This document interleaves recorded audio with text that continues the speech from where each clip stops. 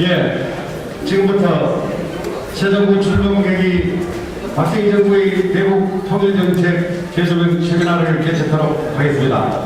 저는 오늘 사회를 맡은 이종찬 재단 대협력실장입니다. 인사드리겠습니다.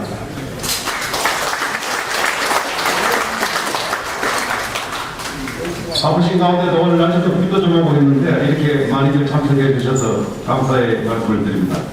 먼저 국민의례를 시작하겠습니다. 모두 자리에서 일어나 주시기 바랍니다.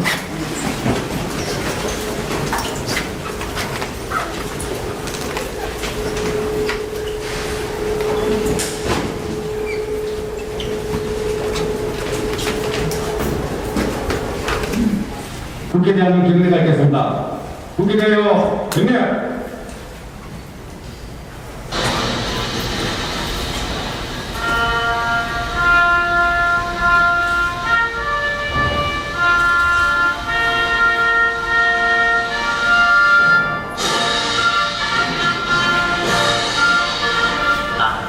자랑스러운 희극이야. 자유롭고 정의로운 대한민국의 무궁한 영광을 위하여 충성을 다할 것을 굳게 다짐합니다.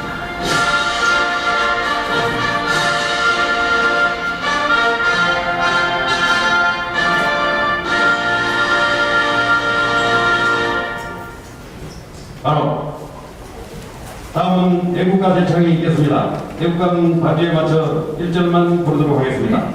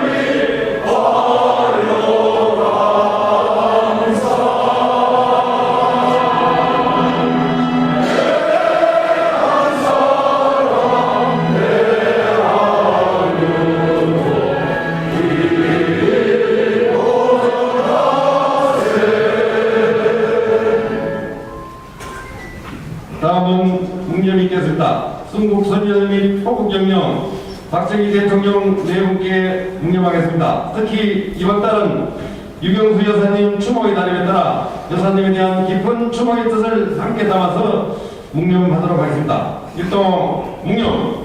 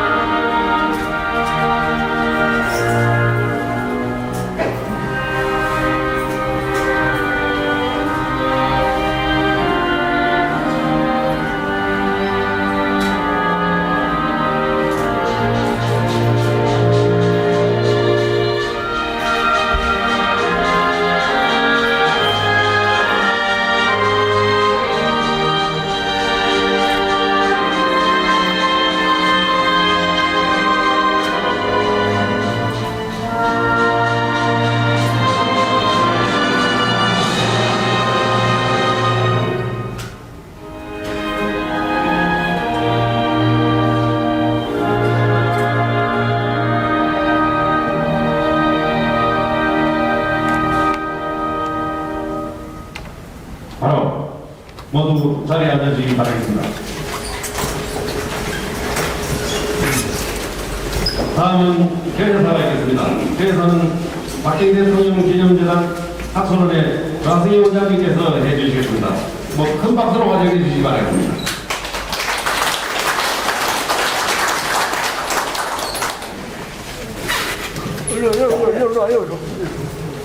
안녕하십니까.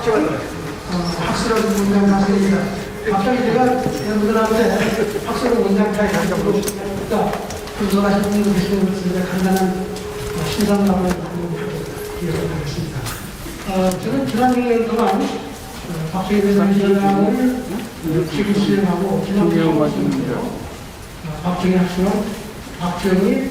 박정희 기념대상 박정희 학수를 모두 그 기부 수행하고 있습니다. 오늘 저희 박정희 학수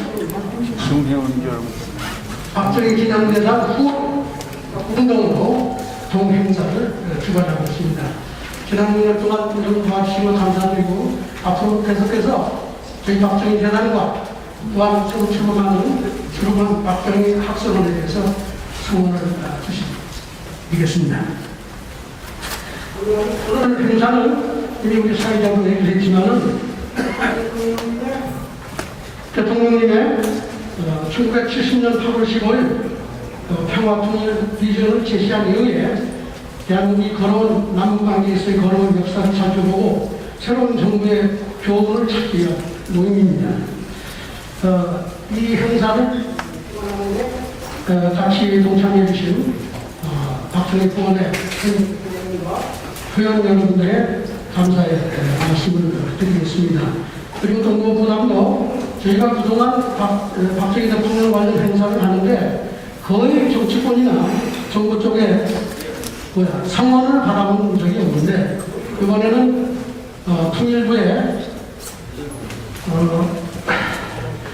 권영세 장관님께서 축사를 영상 보내주셨습니다.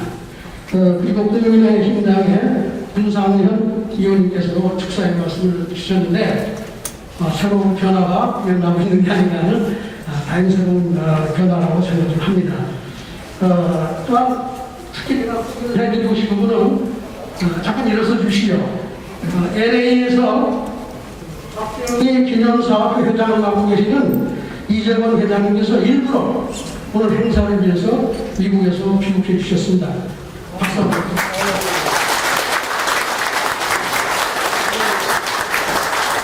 감사합니다. 여러분들 참석해 주셨는데 제가 일일이 소개 못함을 양해 부탁드립니다. 지난 50년을 회고해 보는데 오늘날 북한은 핵무장과 지난 5년간 문재인 정부의 등장은 그 자체가 그동안 햇볕 정책이라는 이름하에 진행된 한국의 대통일 전략이 실패한 명백한 증거가 아닌가 생각됩니다. 박정희 대통령님께서 오늘날 이 상황을 보신다면 통탄한 일이 아닌가 싶습니다. 북한의 개혁 개방을 유도해서 공산주의의 탈을 먹힌다는 햇볕 정책이 되레 대한민국의 용공정부 탄생을 심지어는 남한의 공산화도 멀지 않았다는 우려가 사방에서 들립니다. 오늘 뉴스를 보니까 기무사가 방첩대로 바뀌었다는 소식을 듣고 뭔가 좀 달라지겠나 하는 그런 희망도 해봅니다. 대한민국이 먼저 옷을 벗어서 북한에 굴종하는 이런 햇볕 정책은 지속할 수는 없다고 생각합니다. 윤정부에서 제안한 단독 전략도 자칫하면 과거와 똑같은 햇볕 정책의 틀을 벗어나지 못하지 않을까 하는 우려도 제기되고 있습니다. 흥미로운 것은 우리만 하는 게 아니라 여러분 지난 30년 동안 미국이 강력한 햇볕 정책으로 중국의 옷을 벗겨서 자유민주주의와 시장경제 자본주의로 체제로 전환을 시도했습니다. 여러분 그동안 아시겠지만 미국은 대만을 유엔에서 축출하고 아시죠? 중국을 상임사국으로 올려주고 대한민국에 대해서도 70년대 엄청난 불편을 많이 주면서 중국의 뇌물 같은 정책을 많이 했지요. 근데 아시다시피 미국의 정책은 실패하고 있다. 그리고 실패할 가능성이 상당히 높습니다. 그래서 우리도 이런 관점에서 우리만의 문제가 아니라 이 문제는 미국과 한국이 모두 다 정책의 실패를 가져오고 있기 때문에 앞으로 미국과 한국이 과거보다도 더 돈독한 동맹관계를 강화해서 이 문제에 대처하지 않으면 해결책이 없지 않을까 하는 그런 생각을 하게 됩니다. 한 가지 제가 드리고 싶은 얘기는 여러분 뉴스를 통해서 아시겠지만은 오늘날 그 경제 문제에 있어서 말이죠. 환율이 대단히 중요합니다. 오늘 한국은행에서 금리를 올렸는데 그 원인의 상당한 부분은 원화 가치 절하 때문에 자본 유출을 막기 위해서 금리를 인상했습니다. 여러분 일본은 지금 마이너스 금리를 하고 있는데도 환율은 저평가돼서 일본 기업들한테 도움이 되지만 단가 유출이 없습니다. 안정적으로 지금 국내 경제를 운영하고 있는데 그 이유가 뭐냐? 미국은 일본한테 무제한 수화를 활용하고 있습니다. 대한민국은 그동안 뭘 했느냐? 지난 5년 동안 신종 정책을 하면서 미국의 신뢰를 잃고 앞으로 우리가 좀 더 적극적으로 이제 미국한테 달러 수업 같은 일은 동맹 이상의 그 약속을 좀 받아내는 그런 노력까지 하면서 같이 그 과거에 그 잃었던 신뢰를 회복하고 동맹을 강화해야 되지 않을까 싶습니다.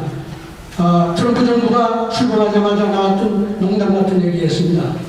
일본과 미국을 해서 그 당시에 얼마나 가까웠습니까? United States of America and Japan. 미국과 일본 연합국이라고 하는 농담 같은 얘기를 했습니다. 우리가 비웃고 그랬는데 사실은 그에 못지않은 강력한 친미 반공 공동 협력 노력을 통해서 이 사태에 대해서 대처를 해야 되지 않을까 하는 그런 생각을 해봅니다. 저는 개인적으로는 박정희식 실사무시적인 대북 정책이 있다고 생각을 합니다.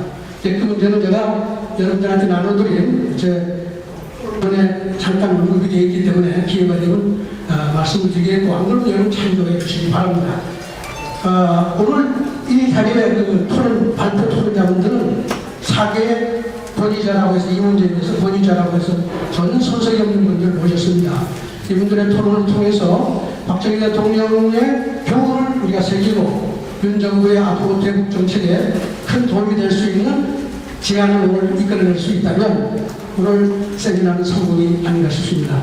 여러분이 날씨도 안 좋은데 많이 이렇게 왕림해 주시고 자리를 채워주시고 관심을 보여주셔서 정말 감사드립니다. 끝없는 성원을 부탁드립니다. 감사합니다.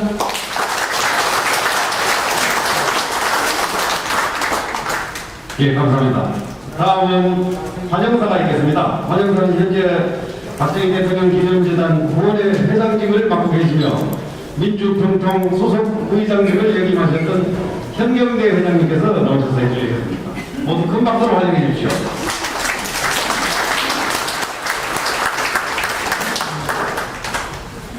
안녕하십니까. 이렇게 뵙게 돼서 정말 기쁘고 반갑습니다. 근데 앉은 자리가 좀 불편하시지 않으신가요? 여기까지 오시는데 아마 불편하셨을 겁니다. 대중교통도 원만치가 못하고 차를 갖고 오신 분들은 아마도 이제 주차장이 너무 좁아서 불편을 겪지 않으셨나 그렇게 걱정을 느껴집니다.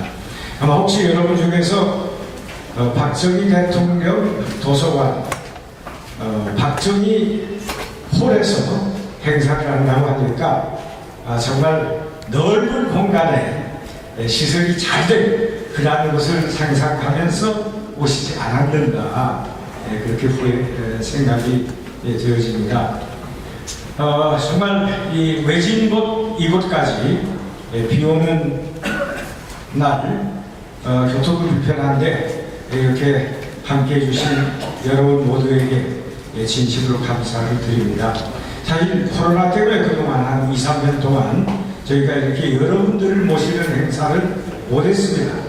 오랜만에 이러한 행사를 하는데 아마도 이러한 행사를 계기로 해서 그동안 못 보셨던 분들 얼굴이라도 봐야 되겠다는 그런 마음을 가지고 오신 분도 되리라고 생각이 됩니다. 우리 제주도에서 우리 후원의 연합장을 맡고 있는 김영준 회장도 오셨고 우리 구미에서 우리 김정구 회장님도 오셨고 또 우리 권혜욱 의원님 정말 바쁘신데 여기 자리를 함께 해주셨고, 특히 우리 LA에서 이재걸 회장님 모시고 이렇게 지금 정말 지금 이 200분이 안 작은 숫자가 이렇게 자리를 함께 했습니다만은, 오늘 자리를 함께 하신 한 분 한 분들의 면면을 보면은 정말 대한민국의 찬란한 오늘을 만든 역사의 증인들이요, 그리고 각 대표하는 그러한 분들이 자리를 해주셨습니다. 좀 전에 우리 성신여대 최민자 교수님도 제가 오신 걸 봤고, 여러분을 이렇게 뵙는데, 사실 한 분 한 분 다 소개드리고 감사의 말씀을 올려야 되는데 송구스럽게 생각을 합니다. 사실 보잘것없는 이 공간도 정말 힘들고 어렵게 만들어진 그러한 공간입니다. 여러분 잘 아시는 것처럼 아마 기억하실 겁니다. 경부고속도로 준공 50주년 기념식에 박정희의 이름은 없습니다. 재건운동을 홍보하면서도 박정희 이름은 없습니다. 오늘의 대한민국을 만든 박정희 대통령의 찬연한 발자취와 업적들이 한 정권의 억압과 파업에 의해서 역사 속에서 지어질 수는 없습니다.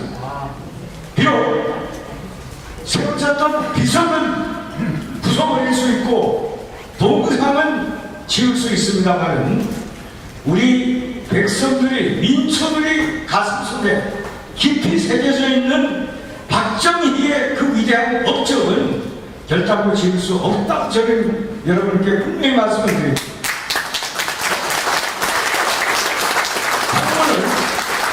오늘 그 날씨에도 불구하고 정말 우리 역사를 읽어왔던 여러분들이 이 먼 곳까지 이 자그마한 세미나를 위해서 자리를 함께 해주신 것이 바로 그것을 증명한다고 저는 생각을 합니다. 바로 여러분들이 역사의 증인이시고 박정희의 증인이십니다. 박정희 업적의 증인이십니다. 그래서 정말 다시 한번 여러분 모두에게 진심으로 고마운 말씀을 드립니다. 제가 말이 조금 옆으로 나간 것 같습니다. 사실 비가 오고 그러는 날 좀 연세 드신 분들은 저를 포함해서 괜히 컨디션이 안 좋습니다. 축 늘어지는데 축 늘어져 있다가 국민에게 딱 애국가를 부르면서 힘이 팍팍 생기더라고요. 여러분 한 분 한 분의 목소리가, 뜻을 모아서 애국가를 부르는 그 목소리가 어떻게 그렇게 후렴차고 제게 힘을 주시는지, 축 늘어져서 앉아있다가 애국가를 여러분과 함께 제창하면서 제가 힘을 얻었습니다. 이것이 우리의 힘입니다. 자, 오늘 주제와 관련해서 한 말씀 드리는 게 더일 것 같아서 이제 정말 멀리 오신 여러분들 진심으로 환영하고 감사의 말씀 드리면서 한 말씀만 드리도록 하겠습니다. 당당한 평화, 박정희에게 길을 묻다. 이것이 오늘 세미나의 주제입니다. 참 나라가 안으로도 어렵고 바깥으로도 어렵습니다. 이러한데 우리가 어디서 배워야 하나요? 역사의 길이 있습니다. 역사에서 배워야 됩니다. 바로 박정희 역사에서 우리가 지금 어려움을 극복할 수 있는 길을 찾아보자고 하는 것이 오늘 이 세미나의 목적입니다. 1970년 8월 15일 경축사를 통해서 박정희 대통령께서는 평화 통일 원칙을 선언을 하셨습니다. 그것은 지금까지 우리가 통일에 대해서 가져왔던 기본 관념을 확실하게 딛고 뛰어넘는 그러한 것이었습니다. 우리 시대엔 그렇게 배웠죠. 자유당시제 국제 통일, 바로 무력 통일이었습니다. 한반도와 그 부속도서는 우리 대한민국의 영토이고, 북한의 기son 정부가 불법적으로 접근하고 있는 주저된 이북 땅을 우리가 수복해야 된다 하는 것이 바로 우리 통일의 개념이었습니다. 그런데 느닷없이 군사혁명으로 정권을 잡은 박정희가 평화 통일을 하자고 그럽니다. 그러니까 사람들이 이상하게 생각할 수도 있을 겁니다. 야, 이거 뭐 북한에 대해서, 공산당에 대해서 유화정책 쓰는 거야? 그런 생각할 수 있습니다. 그러나 여러분, 1970년 8월 15일 경축사 내용을 한번 뜯어보십시오. 결단코 북한 공산정권을 용납하거나 그러한 내용이 아닙니다. 그 선언의 첫째는 김일성이한테 무력으로 정권 통일할 생각을 하지 마라. 무력으로 정권 통일할 생각하지 말라고 하는 요구를 강력하게 한 겁니다. 여러분 잘 아시잖아요.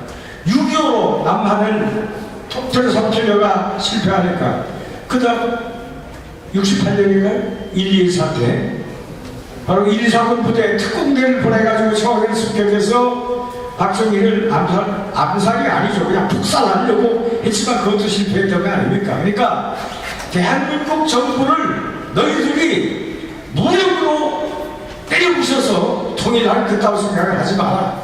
이게 첫째 내용입니다. 둘째는 이제 우리 싸우지 말자. 평화 공존하면서 서로 평화 통일의 기반을 만들어가자. 세 번째 내용이 선의의 경쟁을 하자 하는 겁니다. 결국 한반도에 북한으로 하여금 무력으로 적화 통일하려고 하는 야욕을 벌이게 하면서 한반도의 전쟁을 중단시키고 평화를 유지하면서 선의의 경쟁을 통해서 침대 싸움을 하자 하는 그러한 선언이라고 저는 이 내용을 이해를 하고 있습니다. 그 이후에 어떤 일이 벌어졌습니까? 자유민주주의 시장경제 대한민국과 공산주의 일당 독재 국가 개혁 경제인 북한 체제가 정말 2차 대전 이후의 동서냉전 시대에 한반도가 두 체제 중에 어느 체제가 우월하자 하는 바로 경쟁의 경기장이었던 겁니다. 그런데 우리가 잘 아는 것처럼 1988년 바로 1970년 평화통일 선언을 한 18년 이후에 대한민국이 올림픽을 개최함으로써 바로 두 체제의 실상이 공산세계까지 완전히 알려지면서 월드가 뭘 한지 결판이 바로 말았던 거 아니겠습니까? 그래서 저희는 평화통일, 박정희 대통령의 평화통일을 주창했다고 하는 것이 결단국 북한에 대한 유화정책을 의미하는 것은 아니며 전쟁을 막고 평화적으로 체계경쟁을 통해서 우리가 승리함으로써 자유민주주의 체제로의 대한민국의 통일을 기하고자 하는 것이 바로 1970년 8.15 선언의 핵심 내용이라고 저는 그렇게 이해를 하고 있습니다. 잘 아시는 것처럼 바로 1980년 경축사에서 8.15 경축사에서 그런 말씀을 하시고 나서 72년 유신헌법을 만들 때 우리 헌법에 처음으로 평화통일이라는 말이 들어갑니다. 그전 헌법에는 통일, 평화통일이라는 얘기가 우리 헌법에 없었습니다. 바로 유신헌법 전문과 그리고 대통령 취임 선서문에 평화적으로 조국의 통일을 하도록 한다고 하는 그러한 내용이 처음 들어갔고 1987년 현행 헌법을 만들 때 이제 그 내용을 보다 더 구체화해서 오해가 없도록 하기 위해서 제4조의 통일조항을 명문으로 넣게 됐습니다. 우리 헌법 4조는 이렇게 규정을 합니다. 대한민국은 통일을 지향하며 자유민주적 기본질서에 입각한 평화적 통일정책을 수립하고 이를 추진한다. 바로 이건 그겁니다. 우리 통일해야 됩니다.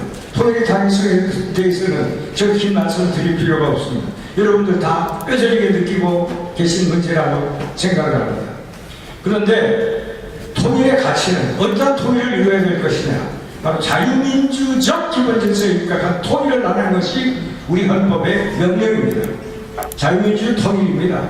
공산통일, 제3의 통일, 그런 거 우리 헌법이 여기 상정하고 있지 않습니다. 다만 이 시대에 우리 민족이 반드시 이루어야 될 것이 자유민주적 기본질서의 통일이지만 그 목적은 그렇게 중요하지만 그러나 그 목적 실현하는 데 있어서 전쟁이라고 하는 방법에 의하지 말고 평화적으로 하도록 하자 하는 것이 우리 헌법의 규정입니다. 왜냐하면 우리는 유교라고 하는 민족 상잔의 비극을 겪었습니다.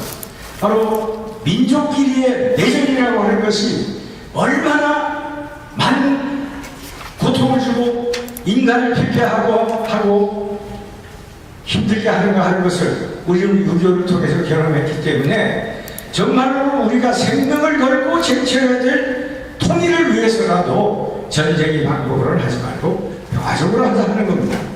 사실 전쟁의 방법으로 하는 것보다 평화적인 방법으로 우리가 통일을 이루는 것은 결코 쉬운 일이 아닙니다. 거기는 바로 우리 체제의 우월성을 확실하게 보여주기 때문에 비로소 우리가 원하는 통일을 이룰 수가 있다고 그렇게 생각을 합니다. 바로 박정희의 길은 통일로 가는 길이다, 자유통일로 가는 길이다 하는 것을 인식하면서 여러분 모두 정말 우리 오늘 이제 이 박정희 재단의 사업을 통해서 과거의 박정희를 오늘의 재현하는 사업을 우리가 시행을 하고 있습니다. 함께 동참하셔서 적극적으로 큰 힘이 되어주실 것을 간곡히 부탁드리면서 오늘 정말 함께 해주신 여러분 모두에게 깊이 고마운 말씀을 드립니다. 고맙습니다.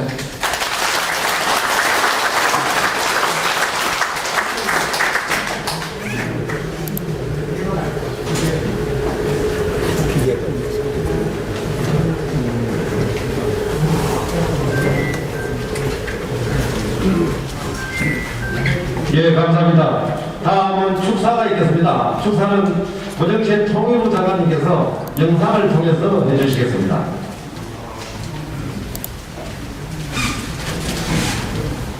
여러분 반갑습니다. 통일부 장관 권영세입니다. 오늘 박정희 정부의 대북 통일정책 재조명을 주제로 학술생가가 열리게 되어 매우 뜻깊게 생각하며 진심으로 축하와 감사의 마음을 전합니다. 특히 올해는 7.4 남북공동성명 50주년을 맞는 만큼 이번 학술회의의 의미와 가치가 더욱 돋보인다고 생각합니다. 소중한 자리를 마련해 주신 박정희 대통령 기념재단 유영구 이사장님과 관계자 여러분들에게 각별한 감사의 말씀을 드립니다. 오늘 환영사를 준비해 주신 현경대 전 민주평통 수석부의장님, 주제 발표를 맡아주신 송종환 전 대사님, 재성호 교수님, 사회를 맡아주신 좌승희 원장님을 비롯하여 토론에 참여해주신 전문가 여러분들께도 감사의 인사를 전합니다.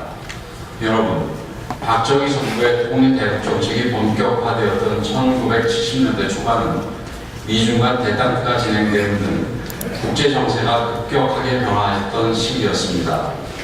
1970년 박정희 대통령은 8.15 경축사를 통해 그러한 격변의 시기를 선도해 나갈 과감한 남북관계 변화의 원칙을 발표했습니다. 적대적 남북관계 논리에서 벗어나 자주, 평화, 민주의 원칙에 입각해 통일로 접근해 나가자는 미래지향적인 선언이었습니다. 남북이 최초로 서로의 실체를 인정하고 당국 간 대화를 통한 합의를 이루었던 의미 있는 첫걸음이었습니다. 분단 이후 남북의 첫 합의이면서 이후 남북대화 협력의 시발점이 됐고 지금까지도 남북관계를 끌어가는 큰 원칙으로 서 있습니다. 박정희 정부의 이러한 도전과 성과는 남북관계에 수많은 난제가 산적한 지금 우리가 어떤 자세로 어떻게 남북관계를 풀어나가야 하는지 소중한 교훈을 주고 있습니다.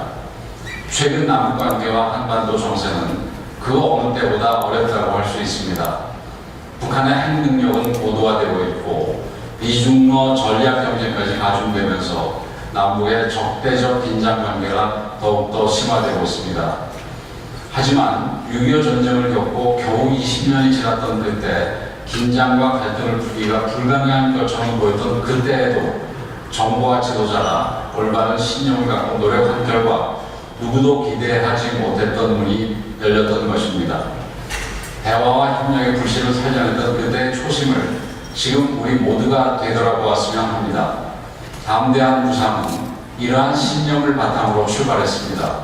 저와 윤석열 정부는 흔들림 없이 차분하게 중심을 잡고 긴 호흡으로 일관된 통일 대북 정책을 추진해 나가겠습니다. 오늘 학술 회의를 통해 보다 높은 수준의 고견을 전해주시고 남북관계를 바꿔나갈 지혜로운 대안을 제시해 주시기 바랍니다.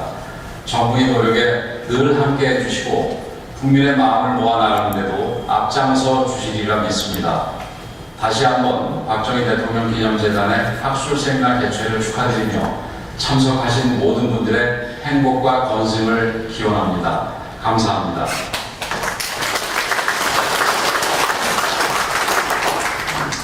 예. 다음은 국회 윤상현 의원님께서 축하 영상을 보내왔습니다. 함께 보시도록 하겠습니다.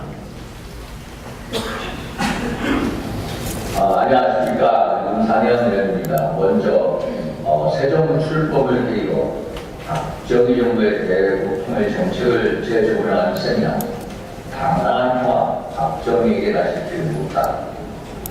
이 세미나 개최를 진심으로 축하드립니다.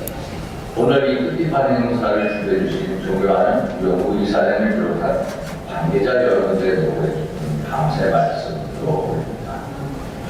세계가 다시 평화의 길목 앞에 있습니다. 우크라이나 전쟁은 끝날 기미를 앞두고 있고 아시아에서 미국과 중국이 첨예하게 대중, 특히 북한은 연일 미사일 수반장 핵실험을 준비하고 있습니다. 이러한 정세에서 우리는 평화를 무엇보다 먼저 제시했던 박정희 전 대통령의 뜻을 다시 생각해 볼 때 그동안 정치 이념적 이유로 평화가 마치 일부 진영만에 거쳐 오인되기도 했지만 이 땅에 화통이 가장 먼저 울렸던 것은 1970년 8월 19일 박정희 대통령의 평화통일 무장 선언 그리고 1973년 6월 1일 평화통일 선언이었습니다. 당시 박정희 대통령 정확한 세계 정세 분석과 전략을 대한민국의 경제와 안보를 위한 최선의 길로서 통일 선언 구상을 하였죠. 이를 바탕으로 한반도 안전 보장을 통한 대한민국 경제 성장, 안강의 기여까지 이룩한 모습입니다. 지금 대한민국 그때와 같은 도전 앞에 있습니다. 우리 윤석열 대통령의 강대한 투자 시작부터 험난 상황입니다. 그러나 50여 년 전 처음으로 통일 상상을 통해 북한의 개발과 건설과 창조의 경제를 축구했던 박정희 대통령의 새로운 정부와 같이 혁신적 해법을 위기를 이어져나가는 길을 터는 포인트가 될 수 있습니다. 오늘 이 행사는 과거 위기를 성공으로 바꾸었던 박정희 전 대통령의 정치를 반추합니다. 오늘날 대한민국이 강대한 평화로 나아갈 새로운 나침반을 찾을 값진 시간이 될 것입니다. 다시 한번 저 윤상현 세미나 대회를 진심으로 축하드립니다. 감사합니다. 예, 다음은 회사에서 잠깐 소개 말씀을 드렸는데요.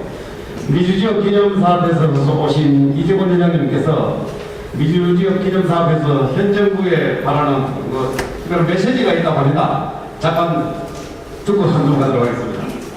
박수로 맞이해 주십시오. 반갑습니다. 저는 미국 로스앤젤레스에서 박정희 대통령 기념사업회를 섬기는 이재권입니다. 저희들께서 하는 공식적인 행사는 1년에 2번 합니다. 5.16 기념 행사와 10월 14일 탄신 기념 행사 2번 합니다. 할 때는 꼭 우리 신문에 큰 광고도 내고 또 인터뷰도 하고 또 순서도 이렇게 만들어서 잘 하고 있습니다. 이게 이제 5.16 기념에서 했던 순서이고 이것은 탄생 만찬할 때 했던 행사는 어쨌든 열심히 하고 있는데 여러분들이 지원해 주시면 더욱 잘할 거라고 저는 생각합니다. 오늘 이 자리에 제가 참석한 것은 특별한 이제 우리 사회자께서 얘기하시지만 여러분들이 꼭 당부하고 싶은 일이 있어서 나왔습니다. 사실 우리 대한민국 역사를 새롭게 창조하신 분이 누굽니까? 박정희 대통령입니다. 흔히 박정희 대통령을 부를 때 그분의 존재감을 부각시키는 일에 위험하지 않는가? 저는 그렇게 생각했습니다. 예를 들어서 이승만 대통령을 부를 때 뭐라고 그럽니까? 이승만 대통령 꼭 그 풍자가 들어가요. 이 사람들은 건국 대통령이라고 그럽니다. 박정희 대통령은 그냥 박정희 대통령을 불러야 되겠습니까? 저희들은 거기에 꼭 부자를 넣습니다. 대한민국의 안보상에서 구출했고 참 민생 문제를 해결한 경제 발전을 시킨 대한민국 구출한 구국 대통령입니다. 그래서 저는 박정희 구국 대통령이라고 이렇게 부르는데 한국에는 그렇게 부르지 않는 것 같아요. 미안해요. 앞으로는 박정희 부를 때는 꼭 박정희 구국 대통령을 불러주시기를 당부합니다. 말씀드리고 싶은 것은 오늘 아침에 제가 윤석열 대통령이 편지를 하나 명기로 보냈습니다. 내용은 뭐냐면 지금까지는 좌파 세력에 의해서 우리 박정희 대통령이랑 노원리 정비 상당히 위축되어 있습니다. 폄하되고 있습니다. 왜 길을 죽어야 됩니까? 길을 펴시다. 방법은 뭐냐면은 5.16 특별법을 제정해라. 그런 얘기입니다. 5.18 사태가 우리가 그 자랑을 했습니까? 유언에도 발표도 못하는 그런 무슨 엄청난 특혜를 주고 뭐 하고 있는데 그게 비하면 박정희 대통령이 천배 만배 큰 일을 하셨잖아요. 그렇게 특별법을 만들어서 박정희 대통령의 존재감을 부각시키자 그런 얘기입니다. 두 번째 얘기 첫째는 뭐냐면은 5.16 군사 구태자가 아니라 5.16 구국 협정이라는 명칭도 부르자 이겁니다. 두 번째는 박정희 대통령이 그냥 아니라 박정희 구국 대통령을 명칭으로 공식화하자 이겁니다. 그 다음에 여러 가지 기능사업을 좀 추진해야 되는데 제가 소박한 의견으로 몇 가지 제가 적었는데 첫째는 박정희 국립공원을 만들어서 성지화 만들어라. 예를 들면 구미 산모 뒷산에 금호산이 있잖아요. 얼마나 좋은 산입니까? 박정희 국립공원을 만들어야 됩니다. 그래서 성지화 만들어야 됩니다. 모든 기념사업도 거기서 해라 이런 얘기예요. 그 다음에 제가 알고 있는 구미에 금호공과대학이라는 게 있다고 들었는데 뭐 별 존재감이 없는 것 같아요. 그것을 박정희 공과대학으로 이름을 바꿔서 최첨단 과학기술을 연구하고 개발하고 가르치는 아카데미로 만들어라 그런 얘기입니다. 그 다음에 그 구미 공업단지가 아마 우리나라 공업단지만 최초로 만든 단지인데 지금은 참 형편없는 기업체들 단지라고 그런 단지인데 그것도 박정희 공업단지를 만들어서 최첨단 과학기술을 생산하는 첨단 성장과 단지를 만들었습니다.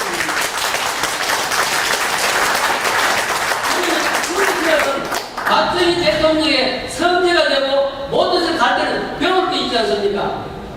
윤석열 대통령도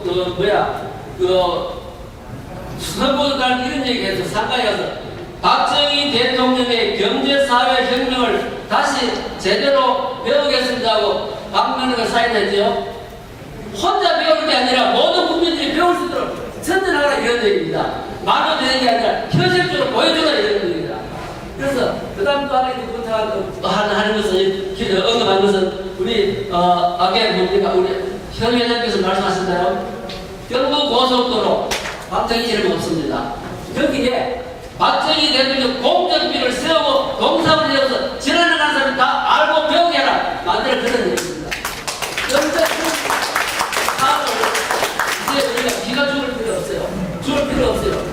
우리가 국회에서 법을 만들면서 힘들지 모르면 뭐 구미 지역을 선대만 만드는 지방 자치단체 할 수 있는 것도 하여튼 시작이 절반입니다. 말로만 전선만 관심하는 게 여러분들이 부탁드려서 관심을 갖고 모든 사람들 이번을 전하세요. 추진하도록 압력을 넣으세요. 지금 구미에서 오신다는데 여러분 추진하세요. 다 호응할 겁니다. 이상입니다.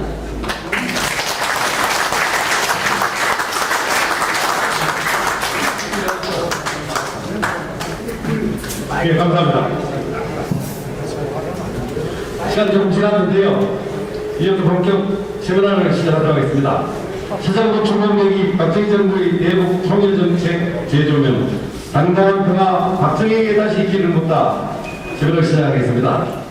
먼저 주제 발표가 있겠는데요. 주제 발표는 두 분이 해주시겠습니다. 먼저 주제 발표를 해주실 분은 중앙대 법학전문대학원 교수이시며 현재 박정희 대통령 기념재단 이사로 계시는 재성호 교수님의 발표가 있겠습니다. 발표 내용은 박정희 대통령의 통일 이니셔티브 구체적인 전개와 설사가 되겠습니다. 큰 박수로 맞이해주십시오. 시간이 많이 갔기 때문에 저는 핵심적인 내용 중심으로 말씀을 드리겠습니다. 박 대통령의 통일 이니셔티브 서원은 제가 생각하고요.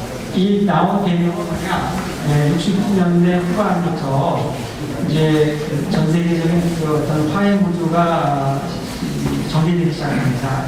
니슨 대통령이 이제 1969년 9월에 집권하면서 이 장기화된 베트남에서의 미국 철문을 공약으로 내걸고, 그러기 위해서 또 미소 간의 무계 개선을 또 노력을 하기 시작하고, 또 전략무기 협상에 대한 것을 이제 착수하기 시작합니다. 이런 것들이 이제 하나의 새로운 흐름으로 등장하게 되고, 또 닉슨 독트린이라는 걸 발표하죠. 포함해서. 그러면서 이 아시아의 안보 문제는 직접 당사자들끼리 먼저 해결을 해라. 그런 걸 요구하면서 우리에게도 이제 한반도 문제에 대해서 보다 적극적인 접근을 이니셔티브를 질 수밖에 없는 그런 상황이 조성되고, 또 1.1 사태, 우진선 무장무기 침투당 60년대 말 70년대 북한의 대남도와의 아주 공격적이고 전투적으로 전개된 양상에서 한반도 긴장 완화가 또 뭔가 시급했던 상황이었습니다. 그리고 60년대 박 대통령께서 경제개발 5개년 계획을 추진하면서 상당한 성과를 거두고 대북 자신감이 또 생겨나게 되죠. 그래서 대통령께서 이제 70년에 8.15 선언을 발표하면서 이제 통일 이니셔티브를 주입하고 그거를 이제 추동하기 시작합니다. 저는 여기 쓰진 않았지만 하나 더 언급을 한다면은 우리가 68년에 박 대통령께서 국민길 헌장을 발표하셨는데 첫째 문장이 뭐냐면은 우리는 민족 중의 역사적 사명을 띠고 이 땅에 태어났다. 마지막 문장에 가서 보면은 어떻게 되어 있냐면은 영광된 통일조국을 내다보면서 민족의 슬기를 모아 새 역사를 창조하자. 그 새 역사에는 자주국방도 있고 경제건설도 있지만 통일의 초석을 마련하겠다는 뜻이 저는 거기에 담겨있다고 생각합니다. 대통령의 생각입니다. 그래서 69년 3월 1일 날, 그 다음에 69년 3월 1일 날 국토통일원을 창설을 합니다. 그리고 8.15 선언하면서 중앙정부를 접촉을 이제 모색하기 시작하는 것이죠. 그래서 대통령께서는 이 통일, 우리는 자주국방, 안보 대통령만 생각하는데 사실은 통일 대통령이라고 할 수 있다. 저는 그 말씀을 드리고 싶고요. 이 박정희 대통령의 이 통일 이니셔티브는 대결변에서 대화 있는 대결로 시대를 바꾸는 어떤 역사적인 대전환을 한 것도 있고, 저는 동방정책 얘기하잖아요. 좌파들은 DJ가 집권하면서 햇볕정책을 동방정책으로 이렇게 한반도판으로 그렇게 규정하고 설명을 했습니다. 근데 사실은 이 69년에 빌리 브란트가 집권을 하고 접촉을 통한 변화, 만틀롱 그루이 안내용이라고 독일어로 표현했는데 이런 동방정책이었습니다. 69년 70년 당시에 같은 분담으로서 한국과 서독은 굉장히 긴밀한 우방 관계에 있었고, 그 전에 우리 박 대통령 독일을 또 가서 방문하시고 독일 한서독 간의 관계가 아주 긴밀했습니다. 그 당시에 서독의 대동독 정책에 대해서 유심히 지켜보고 있었고, 그 당시에 청와대 정무수석했던 강상욱 비서관, 그래가지고 비밀리에 또 독일 현장을 가서 보고 여러 가지 정보를 수집하면서 제가 이 서독의 대동독 정권, 접촉을 통한 변화라고 하는 그 기조를 박 대통령이 계승했다고 이어받았다. 그리고 그 수요회라고 해서 청와대에서 여론자문단을 운영을 했는데, 그때 여러 가지 언론인들하고 교수들, 박관석 교수라고 연대 국제법을 강의했던 교수도 있고, 여러 사람들의 여론을 귀담아 듣고 그걸 정책에 반영했던 그런 활동을 청와대 교수실에서 하고 있었습니다. 그래서 저는 이 빌리 브란트의 동방정책을 한반도에 적용한 건 바로 박정희 대통령이다. 그렇게 얘기할 수 있을 것이다. 이제 자주국방위주와의 평화 통일의 어떤 초석을 가지기 시작하셨고, 그래서 이제 8.15 선언, 아까 우리 한경대 수석부님도 말씀하셨는데, 거기에 뭐냐, 김장화나 평화 통일, 삼평화 후통일 정책, 그 다음에 무력 적화 통일 반대, 또 서기의 경쟁을 언급을 하셨어요. 선언에서. 대통령께서 발표한 사진입니다. 그 다음에 이제 71년에 남북 적시자회담을 제안하기 시작해요. 이게 잘 안 돼요. 그래서 뭐 적시자회담 그 전개는 잘 아시기 때문에 그걸 생략하고요. 20차 예비회담에서 5개의 그 의제를 이렇게 정하게 되고, 저는 92년 남북기본합의서 채택할 때도 저 내용들이 거의 그대로 남겨지게 됩니다. 그리고 결국은 그 70년대에 남북 적시자회담은 진행했지만 이산가족이 만나고 상호교환동을 성사는 안 됐지만 그것이 다 밑바탕이 돼서 85년에 전두환 정부 때 서울 평양을 상가족 고향 방문하는 그런 것들은 가시화되게 된 것이죠. 기반으로 작동하게 됐던 것이죠. 그 다음에 이제 7.3 공동성명도 50주년입니다. 그 당시에는 이제 중앙정보부가 기부를 했고요. 이때 이제 대한적시자 남북 적시자회담에 참여한 분들이 사실은 중앙정보부의 국장이나 실무자들이 참여해서 정홍진 해양운영부장 아니죠. 실질적으로 김웅종의 협의조정부장이었는데 또 국적의 김덕현 보도자를 실무해서 이 적시자회담을 한편 진행하면서 정치적인 대화, 별도의 정치회담을 준비했습니다. 그래서 이유락 중앙정보부장이 이제 북한을 가게 되고 박성철 국장이 또 서울을 방문해서 합의가 성사되고 그래서 7.3 공동성명을 발표하게 되죠. 여러분들이 다 기억하시겠지만 그 당시에 후회가 전국 각지에서 다 알게 되고 많은 국민들이 상당한 놀라움, 충격, 그러면서 또 신선한 그런 거를 느꼈던 걸 다 기억하실 겁니다. 7.3 공동성명은 7개 조항으로 구성되어 있고 자주평화민주대단들 통일상원칙, 또 상호 비방 항상 중단하자고 하는데 지난 50년 동안 북한이 그걸 놓치지 않고 있어요. 우리는 진짜 이 방송도 안 하고 중단하고 말이야. 이런 거 언론에서도 북한 지도자를 공격하는 늦게라는 말 옛날에 썼지만 그런 표현도 이제 사라지고 북한은 여전히 우리를 진영 공격하고 비방 중단합니다. 그리고 여기 남북조절위원회 구성 명령을 합의하고 있고 이에 따라서 이제 남북조절위원회 회담이 진행이 되게 됩니다. 그리고 이제 박 대통령의 통일 이니셔티브 정리 과정에서 1963년에 발표한 평화통일 외교정책선언, 혹은 야칭해서 6.23선언이라고 하는 건데 이게 상당히 전향적이고 능동적이고 적극적인 이니셔티브였습니다. 그래서 73년 6월 13일을 발표하는데 저기에 보면 어떻게 나오냐, 북한의 국제기구 참여 반대하지 않고 남북한 유엔 동시가입 제안을 그때 벌써 제안했어요. 70년에 동서독관에 이제 정상회담이 시작이 되고 72년에 동서 기본조약이 체결되고 73년에 동서독이 유엔에 가입합니다.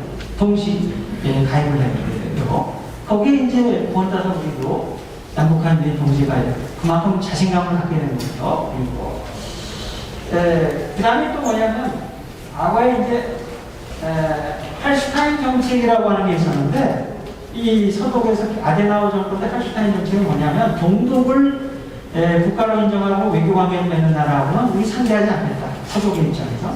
우리도 똑같은 그런 입장을 취했습니다. 할슈타인 정책을 우리도 받아들여서 소련이나 중공이라고 그러죠. 적성국가하고 그 나라들 관계 맺고 외교관계 맺는 동북권 국가하고 우리는 그냥 상대하나 외교관계 안 했고 그런 그 정책을 폈는데 이거를 우리는 이제 과감하게 포기하겠다라고 하는 겁니다. 그 당시로서는 상당히 어느 시기 좀 앞서 나간 측면도 있지만은 우리가 북한의 변화를 이끌고 국제사회에 동참하고 뭔가 이런 그 북한의 개방과 변화를 이루기 위한 어떤 적극적인 제안으로서 의미가 있었는데 이게 나중에 가서 10년, 14년 후에 15년 후에 여러분 칠신선언, 노태우 대통령의 칠신선언인데 결국은 국방정책을 통해서 동북권 국가하고 외교관계를 맺었다. 벌써 박 대통령은 15년 앞을 내다보고 그런 제안을 하셨다는 것이죠. 그래서 상당한 그 예지랄과 해안이 있었다 이렇게 볼 수 있고, 박 대통령의 그 집권기간 중에 그 당시에 이제 우리의 통일 정책을 체계화한 것은 74년에 통일 3대 원칙이라고 합니다. 박 대통령 기간 중에는 통일 방안을 마련한 데까지 이르지 못했어요. 그러나 이제 통일 방안의 핵심적인 기조 같은 것들을 그 천착을 하고 마련하는 그런 이제 업적을 합니다. 근데 여기에 보면은 남북 간의 평화정착 차원에서 그 상호 불가시행점을 체결하고 또 장국대와 다각적인 교류협력을 통해서 치대 회복을 쌓자. 그리고 초창기국에 대한 남북한 총선거 실시를 통해서 통일을 하자. 이런 3대 원칙을 제기했고요. 제시했고요. 이거는 타이로선의 연장 동상에 있는 것이고, 단계적 통일론, 기능주의적인 통일론을 그러니까 체계화하고 이론 원칙화한 것이다. 이렇게 말씀드렸으면 좋겠습니다. 그리고 이제 그 북한이 73년에 그 남북대화 중단을 발표하는데, 우리 박 대통령께서는 실망하지 않고 계속해서 대화 부분과 관계 있는 노력을 그 79년까지도 계속해서 북한에게 대화의 문을 계속 두드리는 그런 노력들을 하셨다라고 하는 것을 잊지 말아야 될 거라고 생각합니다.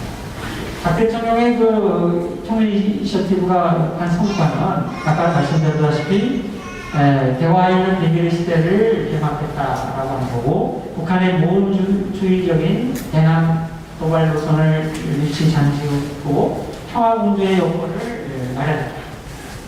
그리고 그 과정에서 다수의 남북 합의서도 생산하고, 그 다음에 또 직통 전화 회선을 연결해서 도발 사태가 발생할 경우에 어떤 위기가 사태양화 악화 방지를 위한 통로로 활용할 수 있게 됐다. 그리고 한국 정부의 통일 정책의 어떤 그 원칙과 방향을 수립하고 이걸 제시했다. 그리고 여기 한선언에서 남북한인 동시가 제한이라든가 군사권 국가의 문화적 개방이라든가 여러 가지 다각적인 교류협력, 문호교화 이런 것들은 상당히 국제사회에서 폭넓은 지지를 받았고, 또 통일 이니셔티브에 있어서 북한보다 훨씬 우위에 서는, 북한은 그 당시에 연방제 하자 계속 그런 주장을 했었죠. 74년에도 그랬고, 연방제만 얘기하고 있었는데, 이런 삼평화 통일 3대 원칙은 80년에 민족화 민주통일 방안, 또 89년에 한민족 공동 통일 방안을 수립 체계화하는 데 있어서 큰 밑거름이 되었다. 이렇게 볼 수 있을 것 같습니다. 그래서 뭐 교훈과 시사점인데 자신감에 기초한 그 정책이었고 이니셔티브였는데, 저는 박 대통령께서는 원칙을 견지하면서도 대담함과 유연성을 가졌다. 원칙은 뭐냐? 자유민주주의, 대한민국 정통성, 견지, 반복 우선주의.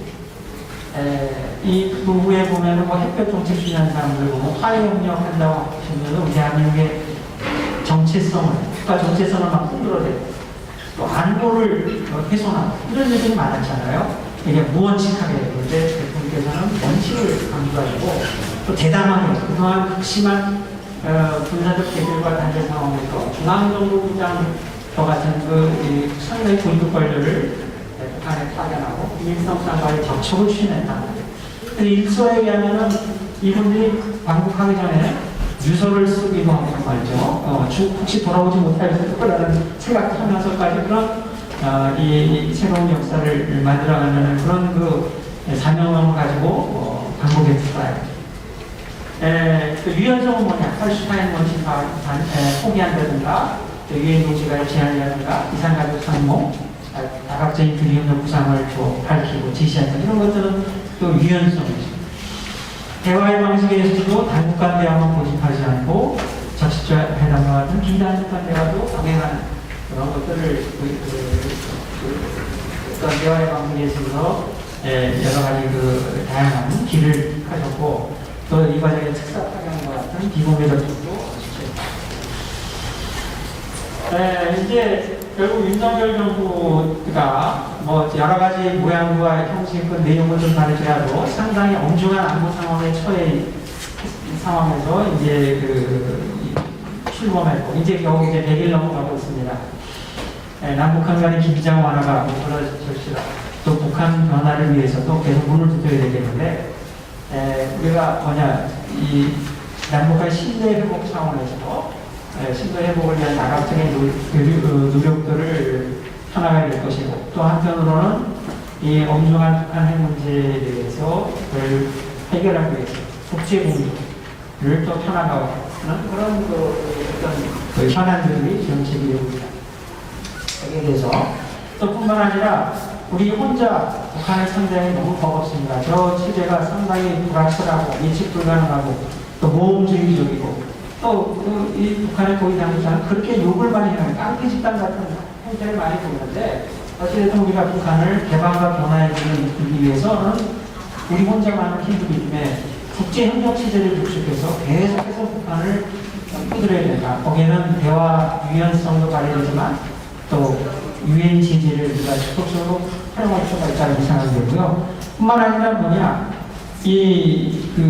지도자는 미래를 장악하면서 국민의 통일 의지를 북돋우고 미래 지향적인 통일 비전을 제시하면서 국민들의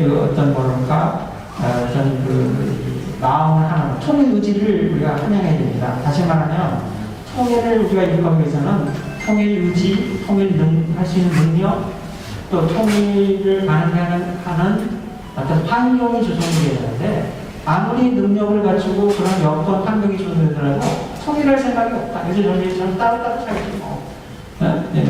또 내 메시지 내야 돼. 통일력? 아이고 부담스러워. 그렇게 되면 통일 여건과 능력 갖춰도 못합니다. 그래서 우리 젊은 세대들은 여러분들은 그래도 통일의 의지를 갖고 있는데 젊은이들은 안 그렇거든요. 그래서 이 후세에 대해서 다음 세대들에 대해서 통일 의지를 줬고 통일을 일으켰을 때 우리 민족이 새로 다시 도약하고 또 기회가 생기고 또 한민족의 부흥 발전을 할 수 있다는 것을 인식시키고 깨닫게 해야 됩니다. 뿐만 아니라 실효성 있는 분야별 계속 정책을 마련해서 일관성 추진함으로써 이 2022년에 윤석열 정부가 오는 동안 이 시기에 부과된 역사적인 과제를 통일 기반 조성의 과제를 잘 감당하고 그래서 통일 분야에서 나름의 기여를 했다고 하는 그런 평가를 받을 수 있도록 해야 되고 여러분들도 거기에 소원을 보내주고 지지를 보내주고 또 때로는 또 지도 편달도 해야 될 것이라고 생각합니다. 제 말이 길어졌는데 제 발제는 여기서 마치도록 하겠습니다. 감사합니다.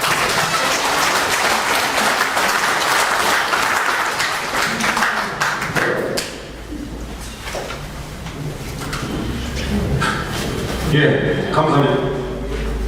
두 번째 발표는 정보기관 오랫동안 근무하셨으며 주 파키스탄 대사를 역임하셨고 현재 경남대학교 초빙 석자 교수로 활동 중인 송정환 교수님께서 해주시겠습니다.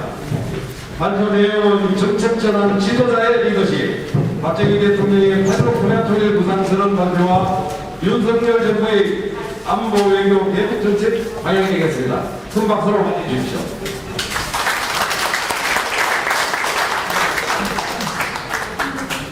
자, 여러분 안녕하십니까? 좀 긴데요. 재성호 교수님 하신 걸 빼고 지나가겠습니다. 오늘 제목은 박정희 대통령의 8.6 통일구상 선언 발표와 윤석열 정부의 안보 외교 대북 정책 방향입니다. 앞에 나오는 거는 오늘 제가 여러분께 보고하는 거를 전부 다 그냥 책으로 쓴 거를 요약을 한 겁니다. 여러분이 이렇게 지나가서 생각하시고요. 제가 1년에 한 번씩 썼어요. 글도 쓰고요. 자, 오늘 제 말씀드릴 순서는 주별부 목적, 박 대통령의 말씀, 그 다음에 남북대화 중심으로 제가 하려고 합니다. 그 다음에 왜 협상이 잘 안 되느냐, 자, 윤석열 정부 어떻게 해야 되느냐, 그 순서로 하겠습니다. 이 주제를 정리하고요. 정책 전환도 아까 우리 재성호 교수 많이 했었는데 국제 정세는 일선 작전입니다. 북한 정세는 김일성이가 97년부터 68년까지 자기가 생일을 서울서 한다고 했어요. 72년에. 그때 한가하셨어요. 또 국내 정세는 우리가 북한보다 경제가 좀 못했는데 69년부터 다르게 올라서기 시작했어요. 자신감이 생겼어요. 그래서 대통령께서는 70년에 이제 발표를 했어요. 내가 자리에서 2000년경에 통일을 하겠다. 그런 목표를 제시했어요. 그리고 상세한 내용은 아까 말씀한 대로 이제는 북한하고 대화도 하고 누가 잘 사는지 한번 해보자 하는 제의를 했어요. 이게 큰 차이점이에요. 그 전까지는 우리가 간첩하고 판문점을 지나다니는 사람들은 이 세대하고 말이죠. 간첩도밖에 없었어요. 이제 70년 전으로 해서 이제 대화가 된 거예요. 북한은 말이죠. 무슨 반응을 보였느냐. 8월 21일 이후에 말이죠. 남한 인민의 반미 반정부 투쟁을 조금이라도 무마하려고 하는 것이다. 그렇게 설명했어요. 이번에 며칠 전에 그랬죠. 여기 없는 지시가 똑같이 했어요. 그런데 71년 그 다음에 8월 12일 날 이산가족 문제 제외했더니 이 사람을 받았어요. 이번에도 북한이 그럴 가능성이 많아요. 자, 그 다음에 우리가 71년부터 2018년 12월까지 회담을 해서 공개회담이 679회 그리고 합의한 합의서가 268개. 근데 합의한 내용을 보통 보면 우리가 일반으로 북한을 지원하는 거고 2, 3일간 우리가 금강산 가산 이산가족 상봉 그 다음에 뭐 이런 북한 도와주는 그런 것이에요. 그러니까 초보의 긴장 완화와 신뢰 구축 조치는 거의 없는 거예요. 우선 남북 적시자회담에서는 우리가 아까 말씀드린 대로 5개항의 의제를 만들었는데 그게 이제 실제로 제가 27살 때 편향받았어요. 그때 북한의 제의한 게 뭐냐면 그 이산가족 하려고 항공체제 이완시키라, 해체해라. 그래야 갈 수 있다고 했어요. 그러니까 안 되는 거죠, 뭡니까? 실사성명들은 뭐냐면 그게 주한미군 철수하자 이거예요. 그래서 안 되는 거예요. 그 다음에 이제 1990년 전후에 종국 공산권이 더 무너졌어요. 그래서 이제 북한이 처음으로 총리가 서울을 찾아왔어요. 그래서 만든 게 남북 좋은 합의서예요. 이때 이 합의서가 거의 우리 용어로 되어 있어요. 이것만 됐으면 총리가 빨리 왔을지도 모르겠어요. 그 다음에 이제 문제는 남성원 교수님이 최근 신문에 잘했던데 문제가 6.15 선언이 되는 거예요. 김대중 씨가 정권을 잡고 나서부터 북한을 흡수통을 하지 않는다. 그러면서 이제 북한하고 6.15 선언을 합의하고 그 다음에 이 임기 종료 한 선언을 앞두고 노무현 대통령이 14선언을 또 합의했어요. 그래서 6.15 선언의 첫 문제가 뭐냐면 이게 힘을 합쳐 자주적으로 통일한다 이렇게 있는데 이거를 이제 북한 사람들은 뭐냐면 그 주한미군 철수다 그랬어요. 이 항이 이제 연방제인데 또 연방제 합의했다고 하고 있고 그 다음에 이 문제가 뭐냐면 돈을 5%를 비밀해 줬어요. 이게 북한이 그때부터 회담하면 비밀에 돈을 요구하는 거예요. 14선언도 그야말로 강국이 한 선언을 하고 같이 했단 말이에요. 여기 가장 문제가 뭐냐, 이 항에 각기 법률적 제도적 장치를 정비해서 통일로 나아간다. 이 말은 뭐냐면 방공법 개최라는 거예요. 안 되는 거죠. 그 다음에 이제 2017년 이후에 트럼프가 나타나가지고 북한을 이제 과연 이게 공부를 한다 그래가지고 또 우선 미사일 단술까지 이런 그랬는데 김정은도 꽤 이상하게 했어요.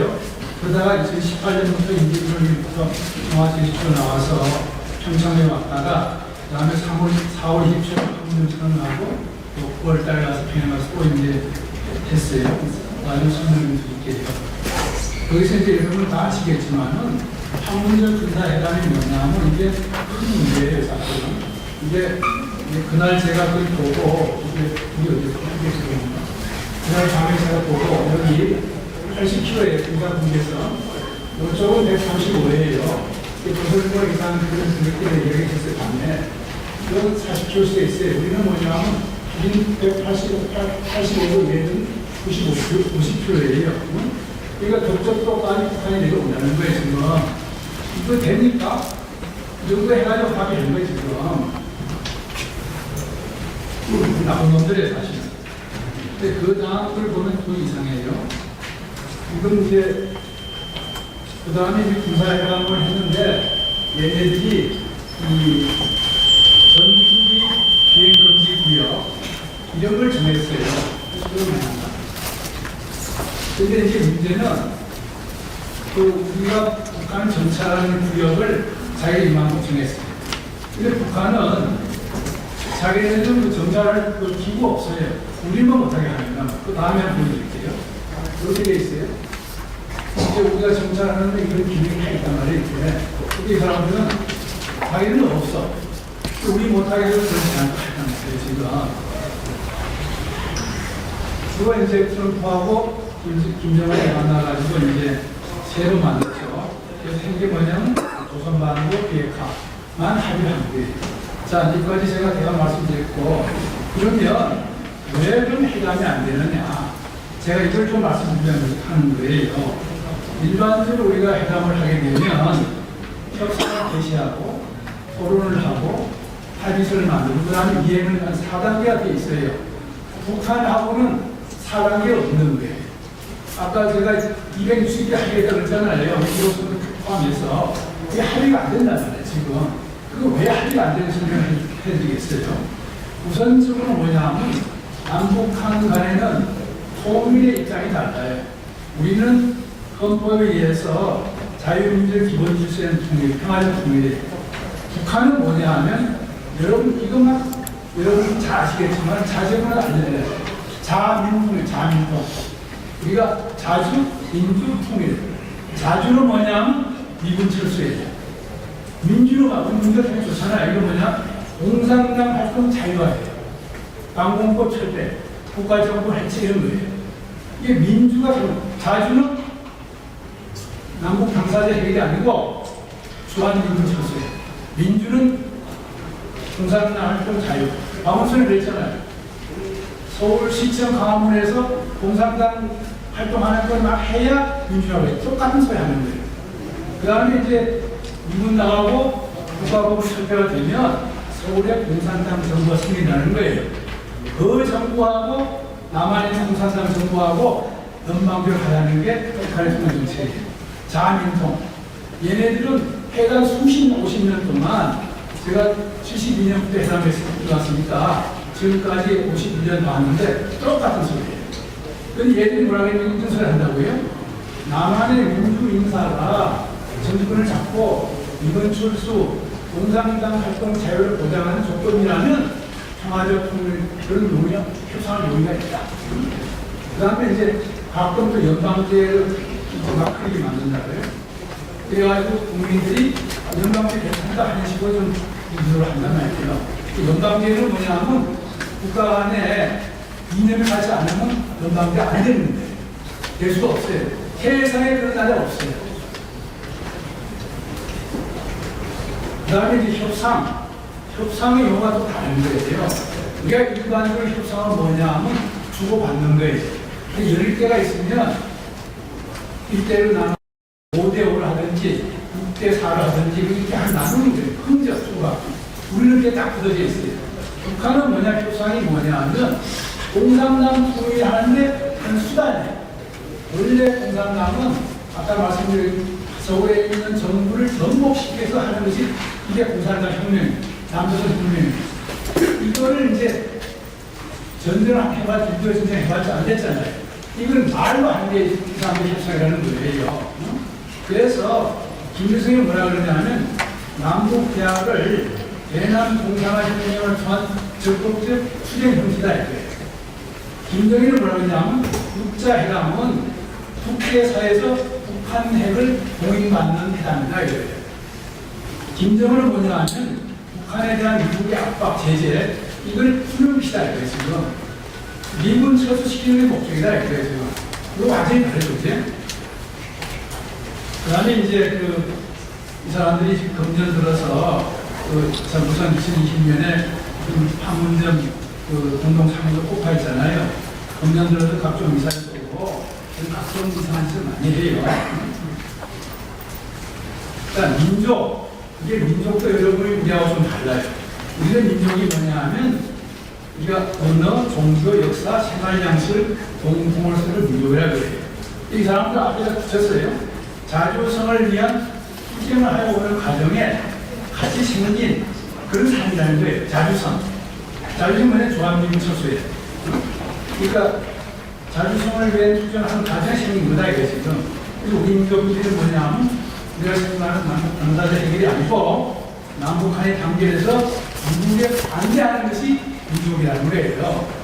요새는 뭐라 그러냐 하면 우리 민족은 수령을 김일성을 시조로 하는 그런 민족이다 이거예요 지금. 그리고 혁명의 나라에서 김일성, 김정일 민족으로서 남한을 해방하기 위한 조한민국을 철수하고 그런 주장하는 걸 같은 민족이라는 거예요.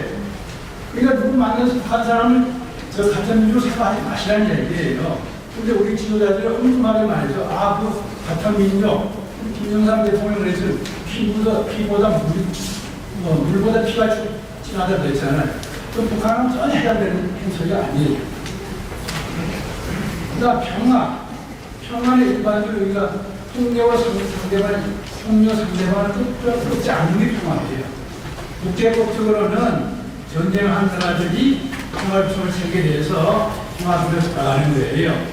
근데 북한은 평화가 완전히 다른 거예요. 우리 재성호 교수가 잘 얘기해서 만들어놨는데 평화는 사이비 평화와 진정한 평화가 있어요. 여기다 김일성이 한 소리예요. 사이비 평화는 뭐냐면 주한미군이 있는 평화라는 거예요. 그 다음에 진정한 평화는 뭐냐? 주한미군이 없는 평화예요. 그러니까 주한미군이 나가야 된다 지금 이런 생각을 가지고 있는 거예요. 그래서 김일성이도 뭐라 그러냐 하면 남조선 해방하고 공산화 통일을 하기 전까지 우리에게 진정한 평화가 없다 이런 질문을 했어요. 그러니까 대화가 되지 않는 거예요 지금. 또 비핵화 개념, 우리는 어떻게 생각하느냐 비핵화 개념이 뭡니까? 북한 핵 폐기. 그리고 이 사람들은 뭐냐 하면 김정일에 나와서 이런 얘기 했어요. 선대유언이 뭐냐 하면 조선반도 비핵화다 이거예요. 조선반도 비핵화는 뭐냐 하면 체제를 보장하는 거다 이거예요. 그 체제를 어떻게 보장하느냐? 주한미군이 나가야 된다는 거예요. 항상 그게 붙어 있는 거예요. 아까 민족도 뭐라 그랬어요? 민족도 주한미군이랑 싸우는 거, 평화도 주한미군 나가는 거, 비핵화도 주한미군 나가는 거예요. 지금 우리가 이걸 분명히 알아야 되는데 문재인 정부가 우리 국민을 두 번 크게 속였어요. 첫 번째는 자기가 판문점 회담한 그 다음날 뭐라 했냐면 1년 내에 북한이 핵폐기 한다고 했어요. 그 다음에 정의용 씨는 2021년 1월 트럼프가 첫 임기가 끝난 그때 기회가 완료한다고 그랬어요. 우리가 그때 믿었죠. 아마 전문가 아닌 사람 안 믿었을 거예요. 그 다음에 이제 우리가 왜 우리 국민을 속이느냐 하면 정치적 목적으로 합의 가시기 위해서 해석이 다른 장로를 협의해요. 하고는 국민을 조심하는 거예요. 우리로서는 이 장각을 해서 이게 우리끼리 통일한다는 거예요. 그때 뭐라고 하냐면 이랬어요. 김정일을 부르는데 휴전선 기상사태 때 주한미군이 조정대를 한다는 거예요. 그 다음날 북한이 뭐라 하냐면 그런 개소리 하지 말라 그랬어요. 그래서 이 양은 또 뭐냐 연방제 이건 또 이해창 총리하고 이야기한 이야기인데 북한이 지금 연방제를 포기했다. 나전당의 연방제 개성에 포기한 것을 설명했어요. 더 웃기는 건 여러분 아시죠? 북이 핵을 개발했다거나 개발하고 있다는 거짓 유언 비율을 쏟지 말라. 만약 북에서 핵이 개발된다면 내가 책임지겠다 그랬어요. 그럼 다 아는 얘기죠. 이렇게 북에서 보단 말이에요. 노무현 대통령은 말이죠. 여러분, 이게 지금 인터넷에 보면 노무현, 김정일, 배당록 그런 다 나와요. 여러분 보면 대통령이 어쩌면 저런 소리 할 수 있나, 저렇게 한심한 소리를 너무 차라리 아무 이유 없어요. 인터넷에 금방 나와요. 거기 보면 김정일이 그랬어요. 난 서울 못 가. 그랬어요. 나 김대중 씨하고 하이를 나 못 가. 근데 그 하이를 어떻게 했냐면 시사선을 해서 가끔 만나서 대화를 하는 것이 꿈을 꾸시고 있다는 거예요. 지금. 아까 말씀드린 문재인 대통령은 북한 핵무기 실험을 거짓말했고 판문점 도보다리에서 USB 자료를 조달했고 뭘 했는지 몰라요. 평양 운동장에서 남철 대통령하고 운동하셔서 했어요. 자, 그러면 이제 우리가 박정희 대통령이 남북대화를 열었어요. 그럼 김정삼 대통령까지는 박 대통령의 선평화, 투통의 정책이 유지했어요. 근데 김대중 씨가 정부에 들어서면서 그때 제가 공공을 간뒀어요. 그때 신인수인데 지금 77세가 됐어요. 벌써 20몇 년이 됐어요. 근데 그러면서 이제 남북대화가 이제 아까 총장이 6.15 선언, 14 선언, 뭐 4.27, 뭐 구구하면서 나라 파는 문제를 막 한단 말이에요, 지금. 그러다가 우리가 최소한 뭐라 했어요? 최소한 친북, 아니, 종북, 친중 정책을 쳐왔잖아요. 이게 정책을 잘하는데, 그래서 이제 우리 윤석열 정부가 그래주기를 바라는 거예요. 그래서 제가 이제 우리가 이 정세를 대통령께서 세워주신 대통령이 잘 아신다고 보고, 하지만 여러분께 조금 제가 설명을 좀 자세히 해드리려고 해요.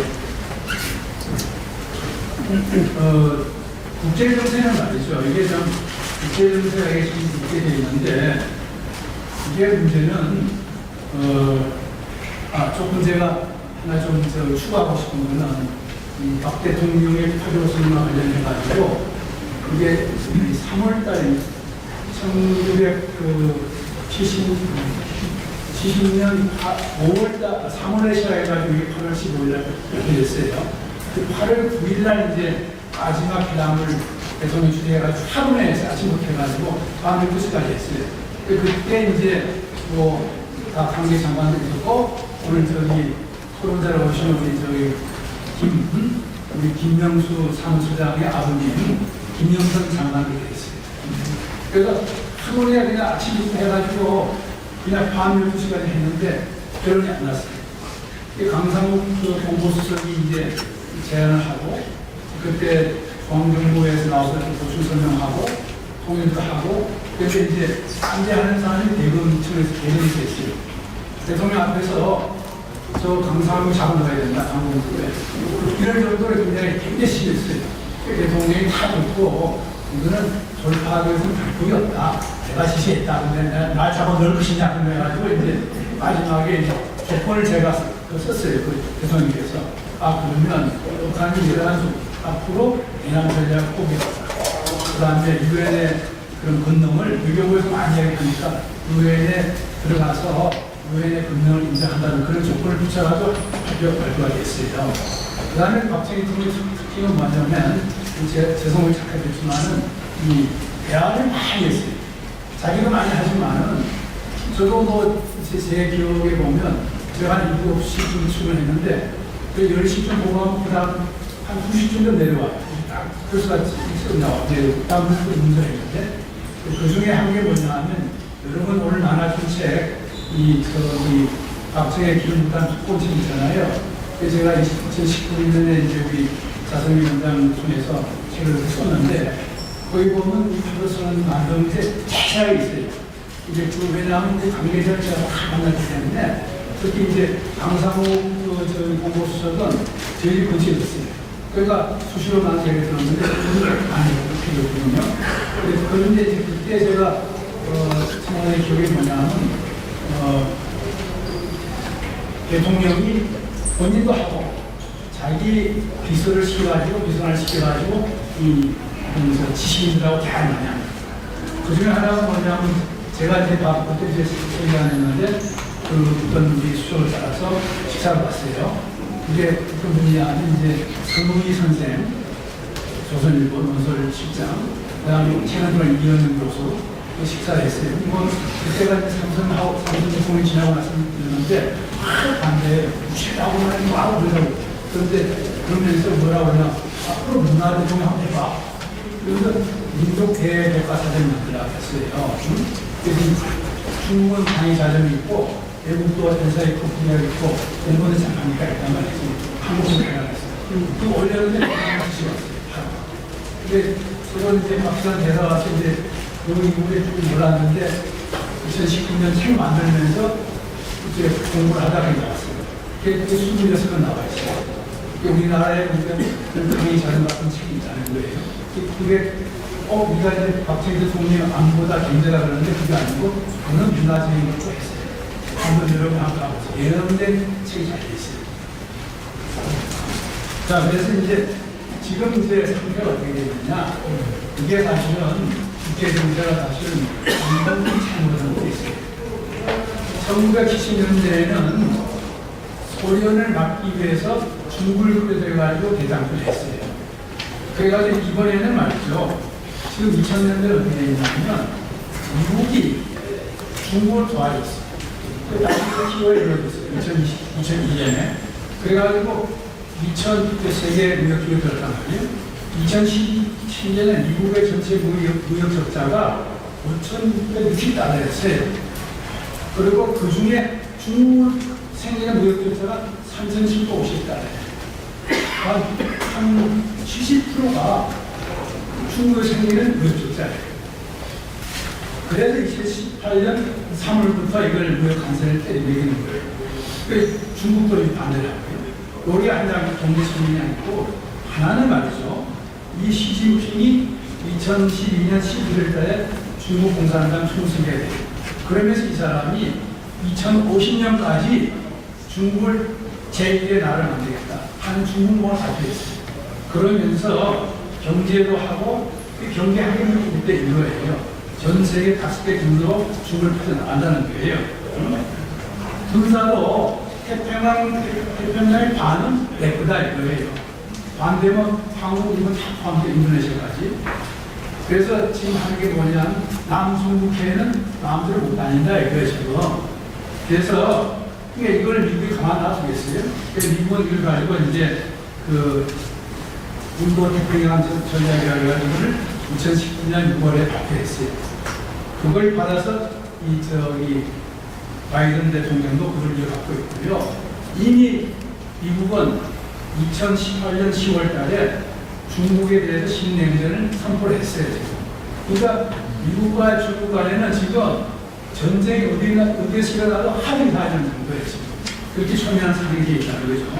그러니까 우리 문 대통령이 이거를 잘 지켜야 된다는 이야기입니다. 그다음에 북한 정세는 오늘 이야기 말씀드렸지만은 금년 들어서 이제 미사일을 쏘고 그 7월 27일 남한을 전멸시킨다고 했어요. 뭐 7차 핵실험 대상이 되고 그 다음에 국내 정세는 3월 9일 날 정권 교체를 했지만은 지금 야당이 지금 그거를 승부 안 하잖아요.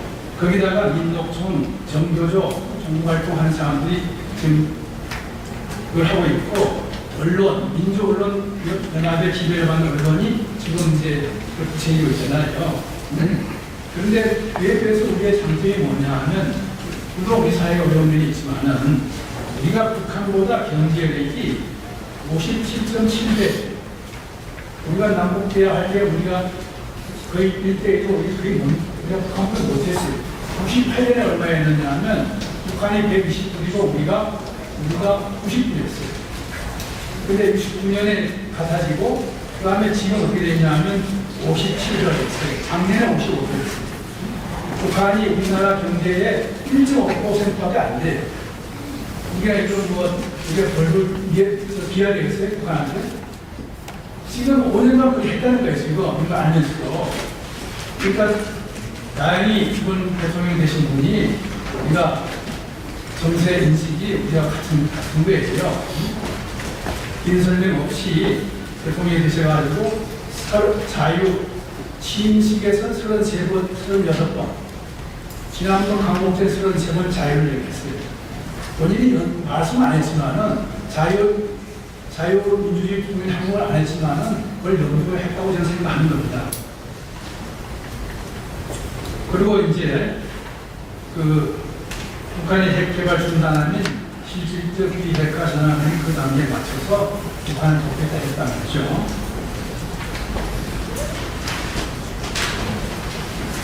자, 근데 이제 그럼 앞으로 우리가 어떻게 해야 되느냐? 우리가 가장 큰 문제는 자유민주 국민을 하려고 가장 문제가 뭐냐면 이겁니다.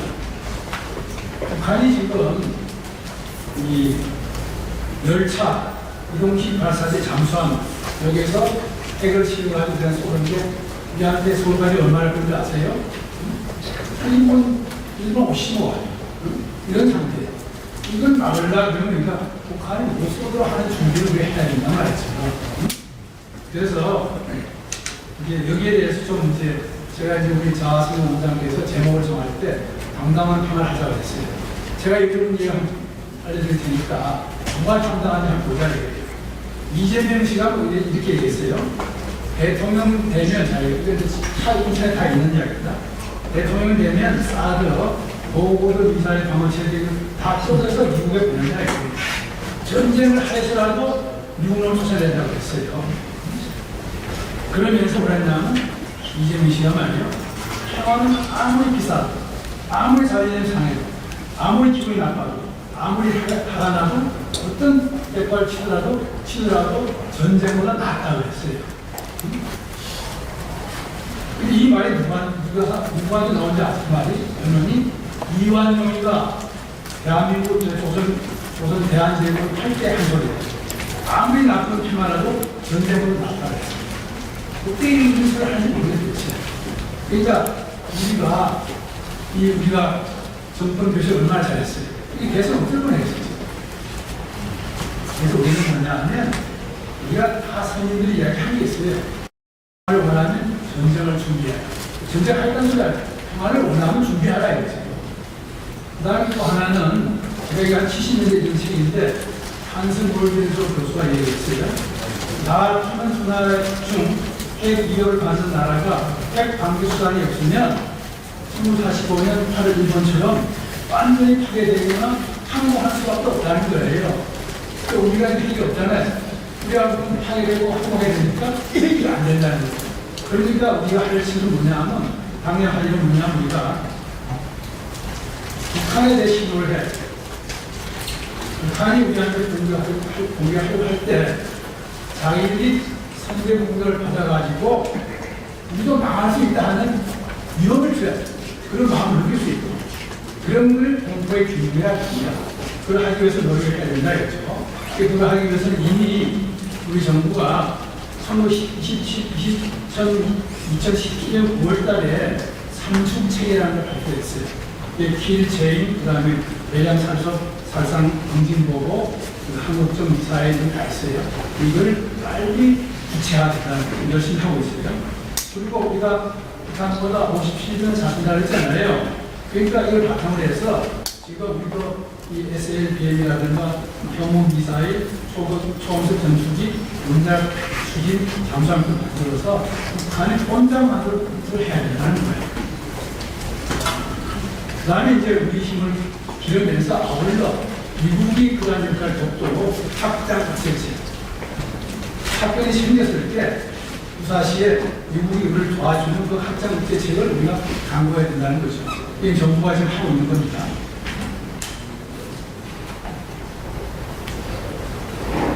자, 제가 우리가 힘을 기르고 두 번째 미국을 동원하고 여기에 우리가 현재 부족한 게 하나가 있습니다. 부족한 게 있는 게 뭐냐면 우리가 핵이 없기 때문에 북한 사람들이 마음대로 활동한단 말이에요. 그래서 우리가 세 가지 옵션을 우리가 해야 돼요. 하나는 뭐냐면 북한이 핵 폐기 언제까지 하지 않으면 우리가 전술핵 배치를 한다. 두 번째는 나토식 전술핵 무기 공유한다. 세 번째는 누구 양해하에 우리가 핵무장한다. 그런 이야기입니다. 이것을 할 경우에는 그래서 이거는 왜 그러냐면 북한이 이제 어려움을 대화에 나옵니다. 나오면 또 조선반도 비핵화해가지고 미군 내려온다 이거예요. 효과가 없어요. 근데 최근 미국 사람들이 지금 이제 기준은 뭐냐 하면 회담이 잘 안 되면 한국하고 일본이 핵무장을 한다. 또 미국에 있는 교수 두 사람이 인도 교수하고 프레스라인이 부릅니다. 그 사람들이 한국이 핵무장하는 건 당연하다 하는 제목을 그런 주장을 워싱턴 포스트에 기고를 했어요. 자, 그래서 우리가 이런 걸 준비를 해야 되고 대통령이 그런 결단을 해야 돼요. 제가 6.25 끝났을 때 한미 이거 조약, 방위 조약이 어떻게 만들었어요? 이승만 대통령이 포로들을 우리가 해산시켜야 되는 기회를 가진 거예요. 대통령은 이길 수 있어야 된다는 겁니다. 그래서 이걸 이제 우리가 대통령이 미국 사람들 군할 때는 여러 가지 조건이 있어요. 이게 우리가 하게 되면 미국, 북한이 대화에 의원이 나올 것이다. 중국도 의원이 나올 것이다. 그 다음에 이제 제가 이제 파키스탄에 있을 때처럼 인도, 중국, 파키스탄 인도는 국경의 전투 자체예요. 그런데 두 나라가 핵을 가지고 있기 때문에 전쟁이 안 일어나요. 그러니까 그런 것도 영향이 있다. 포함입니다. 그 다음에 이제 핵무장하면 북한이 미국을 치는데, 중국이 미국을 치는데 우리가 도움을 줄 수 있다. 그것도 이제 미국이 작년에 호주에 원자력 추진 잠수함 기술 이전했어요. 우리한테 달라요, 지금. 이런 걸 우리가 북한에, 미국에 잘 설명할 수 있고, 특히 레닌이 그랬어요. 레닌 가치를 따라서 우리가 북한은 자기가 위험한 핵을 대화에 나온다. 우리가 이건 핵을 갖추면 대화에 나올 수 있다. 그런 걸 우리가 제기할 수 있습니다. 자, 대화를 하면 쭉 설명이 뭐냐면 이제 북한이 돌아옵니다. 하면 뭘 해야 되느냐 하면 북한의 대남 전략을 꺾어야 해요. 장인들. 또 핵포기는 비핵화는 뭐냐면 미군 철수다 하는 걸 알고 해요. 그걸 모르고 하면 또 당하는 거죠. 그래서 이제 우리가 그런 걸 잘 해야 되는 거고,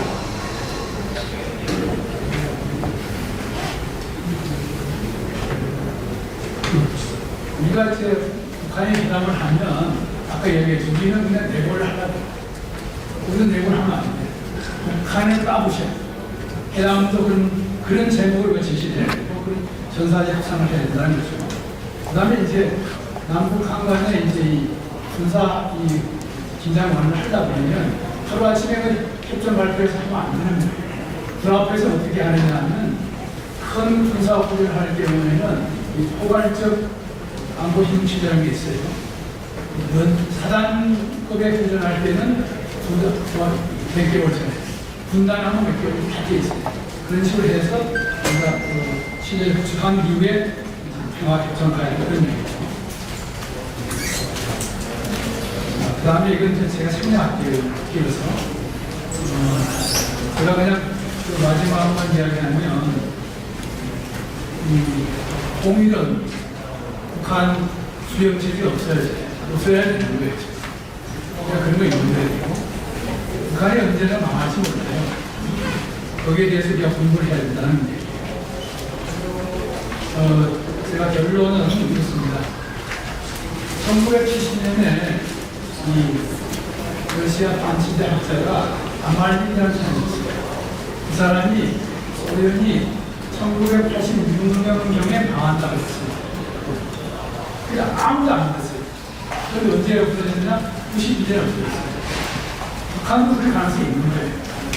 우리가 그날까지 남북 대화를 하든지 북한하고 비핵화 협상을 하든지 그런 방향으로 연구를 해야 된다는 거예요. 그걸 하기 위해서 우리가 새로 이번에 출범한 윤석열 정부를 지지해가지고 윤석열 정부가 전 평화국을 정책을 하도록 우리가 뒷받침해야 된다는 거예요. 그렇게 하는 것이 오늘 딱 담기고 소망합니다. 그래가지고 제가 긴 이야기 했는데 그만 마치겠습니다. 감사합니다.